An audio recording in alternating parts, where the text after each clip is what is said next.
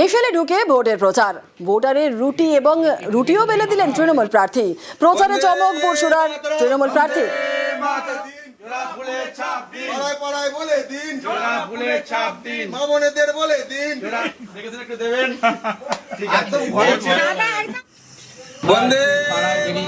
যে দেখলাম একটা দিদিভাই রুটি করছে, গ্যাসের অভাবে কাঠের জালে রুটি বেলছে। আমার বাড়িতে এরকমভাবেই রুটি বেলে রুটি করে আমরা খাই। আমি বললাম আমি একটু রুটিটা বেলে আমি একটা রুটি করলাম, আবার একটা রুটি বেলে আবার রুটিটা আবার দিলাম। আমি দুখানা রুটি করি, ভালো লাগছিল। দিদিভাইও খুব আনন্দ পেল।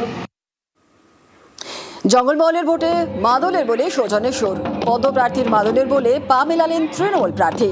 বাহা উৎসব মিলিয়ে দিল যুযুধান দুই প্রার্থীকে। আদিবাসীদের ফুলের উৎসব বাহা, সেই উৎসবেই একাকার হয়ে গেল রাজনীতির রং। ফুলের উৎসবে মাতলেন রানীবাঁধের বিজেপি প্রার্থী ক্ষুদিরাম টুডু ও তৃণমূল প্রার্থী তনুশ্রী হাঁসদা। ধামসার তালে নাচ থেকে একই সঙ্গে পাত পেরে বসে খিচুড়ি খাওয়া। বাঁকুড়া জঙ্গলমহলের রানীবাঁধ বাজারে একেবারে অন্য ছবি।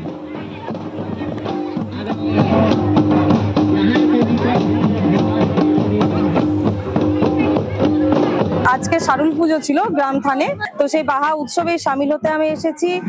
নাচ গান এবং আমাদের যে প্রসাদ বিতরণ, সেই প্রসাদ বিতরণ অনুষ্ঠানেও যুক্ত হয়েছে। আমরা এখানে বলা যেতে পারে ব্যক্তি হিসেবে এসেছি, আমরা কিন্তু এখানে ভোট প্রচারে আসিনি। আমি তো অন্তত আসিনি। আর একজন যে আমাদের অপোজিশন পার্টির যিনি ছিলেন, আমি তার ব্যাপারটা বলতে পারবো না, তিনিও হয়তো বা ওই উৎসবে সামিল হতে এসেছিলেন।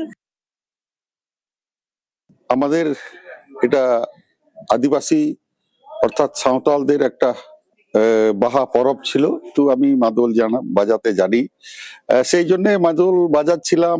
সেই মাদল বাজানোর তাহলে একজন অপোজিশনের দলের প্রার্থী তিনিও নাচছেন।